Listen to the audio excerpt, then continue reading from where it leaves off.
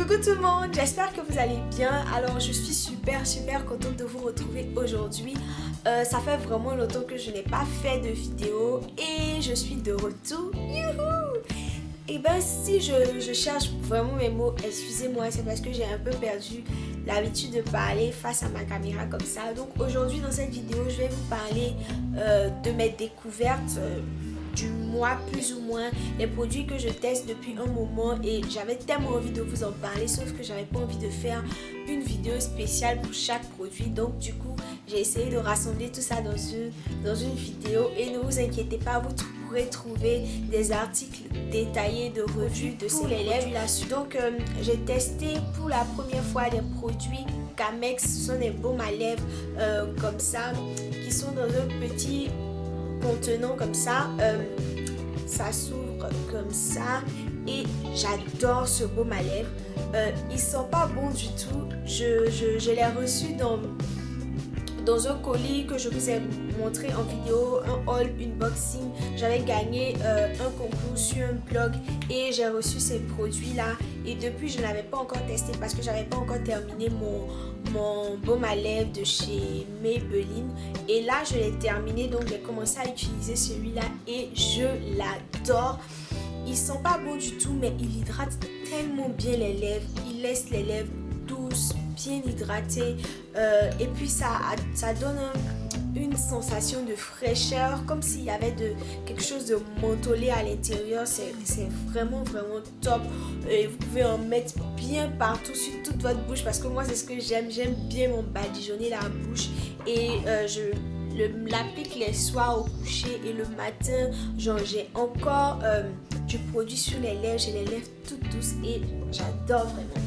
Ensuite, un deuxième produit pour les lèvres, il s'agit de ce rouge à lèvres violet de la marque Ruby Kiss que je vous ai montré aussi dans un haul que j'ai reçu en cadeau d'anniversaire. C'est un très joli violet bleuté, vraiment trop beau. Je vous ai fait un make-up avec ce rouge à lèvres là. Si vous l'avez raté, je vous invite à aller le voir et je l'ai porté presque tous les jours juste pour le plaisir d'avoir les lèvres bien violettes et ça a un fini mat.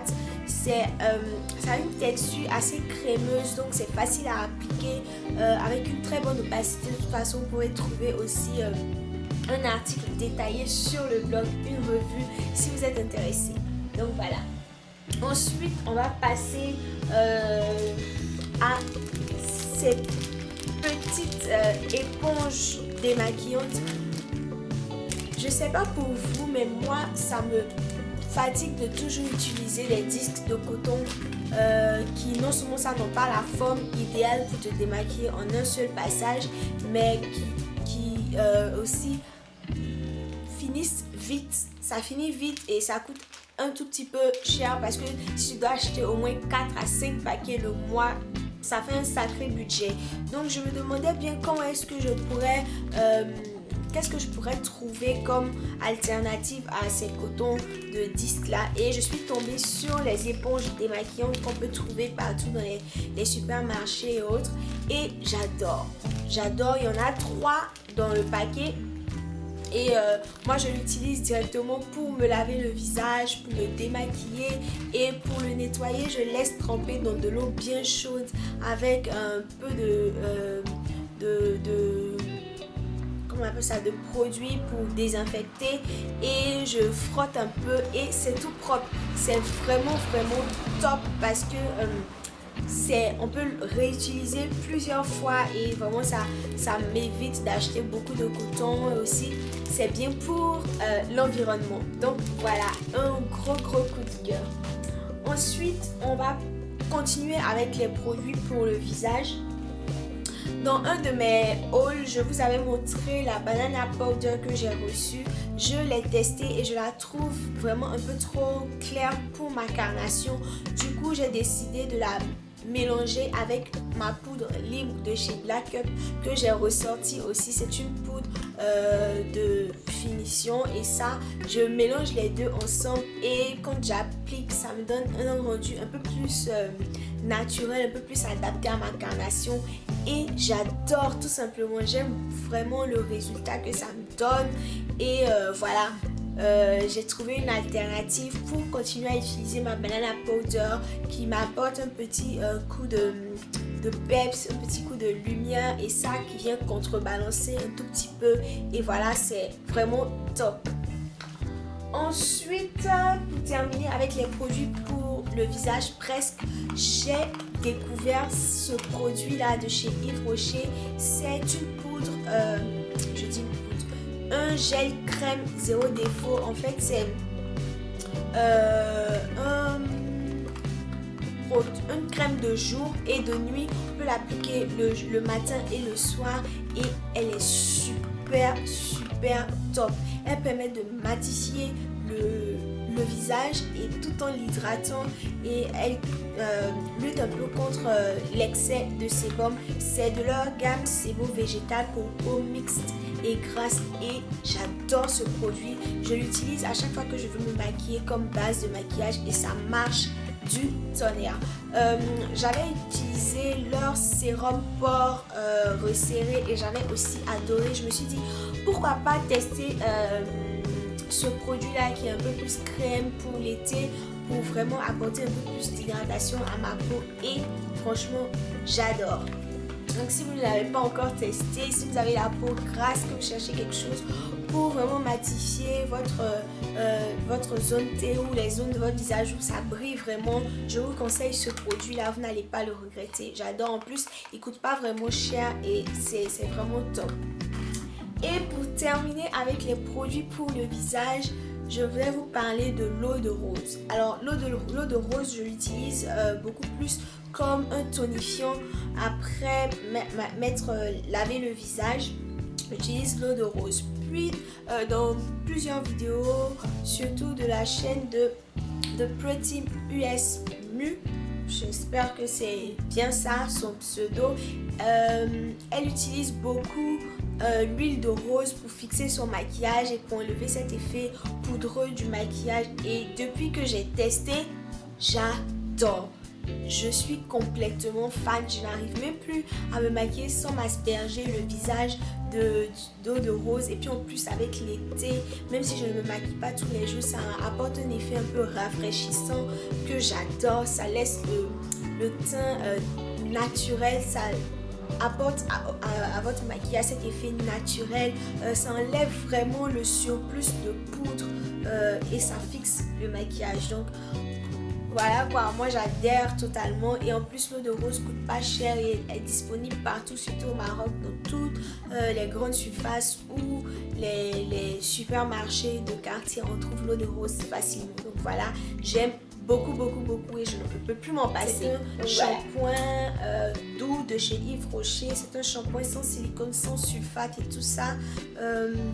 Je l'ai testé pendant un bon moment et je ne l'aime pas trop finalement parce que c'est vrai, c'est un shampoing sans sulfate, ça c'est bien pour mes cheveux qui détestent le sulfate en ce moment, mais ce que je n'ai pas vraiment aimé avec ce produit, c'est qu'on dit qu'il est sans silicone alors qu'il contient des quartam, je sais pas quoi, je sais pas trop quoi là, qui ont la même fonction que les silicones. Du coup, je trouve que c'est pas vraiment top de mettre comme ça sur un produit sans silicone alors qu'on remplace les silicones par des agents, comment je vais dire ça, des cousins des silicones et on va dire que c'est un produit clean.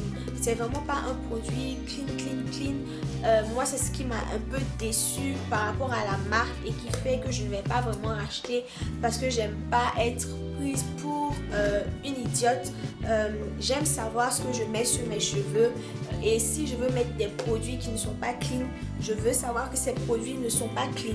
Voilà, donc voilà ce qui va faire que de 1, je ne vais pas racheter ce produit là et de 2, je trouve que ce produit ne me nettoie pas bien le cuir chevelu. C'est-à-dire, moi je me fais un shampoing chaque 2 semaines et quand j'utilise ce produit là, quelques jours après, j'ai déjà le cuir chevelu qui me démange. Donc voilà, je vais le terminer mais je ne vais pas le racheter. Ce que je vais faire, c'est que je vais l'utiliser en co-wash pour espacer le plus longtemps possible mes shampoings, mais quand je l'aurai terminé, moi je ne vais plus en racheter.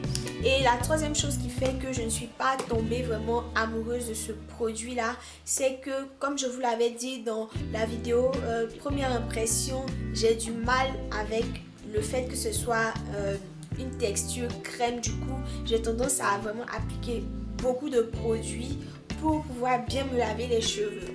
Donc voilà, ce qui fait que ce produit là ne peut même pas me faire plus de 3 utilisations. Je l'ai utilisé 2 fois et il est déjà quelque part là. Tout ce qui reste là, ça va me faire juste un dernier lavage. Donc voilà un peu pour ce produit. Et mon dernier produit, c'est un coup de cœur. Il s'agit de la crème coiffante de chez Shea Moisture. C'est la crème au coconut hibiscus, de la gamme coconut hibiscus pour cheveux bouclés et je crois fins. Donc voilà, j'adore ce produit là.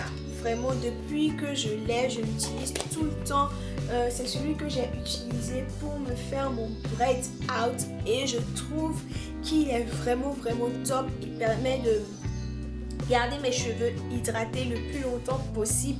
Mes cheveux sont doux, ça permet vraiment de réguler un tout petit peu mon shrinkage et de combattre un tout petit peu mes frisottis. Donc j'aime beaucoup. En plus, quand je l'utilise et que je fais ce genre de coiffure là, genre braid out ou twist out, les soirs c'est beaucoup plus facile pour moi de me démêler les cheveux et de me refaire des tresses, ce que je ne faisais pas avant parce que je trouvais que mes cheveux s'en mêlaient trop. Mais là mes cheveux ne s'en mêlent pas trop avec ce produit. Il n'y a vraiment pas trop de nœuds. En tout cas j'adore. Et en plus on n'a pas besoin d'en mettre beaucoup. Une petite noisette pour une bonne portion de cheveux et la palette. Voilà, c'est fait que je vous ai montré dans mon haul. Je vous mettrai le lien de la vidéo et je vous ai aussi fait un article détaillé sur le blog à voir absolument parce que c'est aussi un de mes coups de cœur. Franchement, c'est la palette nude. Je sais que j'ai déjà dit ça pour ma palette de The Balm, mais c'est l'une des palettes nude que j'adore en ce moment parce que la plupart des fards sont mat et ils ressortent assez bien sur ma peau. Du coup, je peux vraiment m'amuser avec et les porter vraiment tous les jours. J'adore vraiment cette palette. Montrer ou enfin quelques petites choses qui pourront aussi vous aider. N'hésitez pas à me laisser en commentaire ce que vous pensez, si vous avez déjà testé certains de ces produits, ce que vous en pensez. Si vous n'êtes pas encore abonné à ma chaîne, faites-le, abonnez-vous, c'est gratuit. Et n'hésitez pas à me suivre aussi sur les réseaux sociaux, Facebook, Instagram, sur le blog évidemment. Et je vous dis à bientôt dans une autre vidéo. D'ici là, portez-vous bien. Bisous.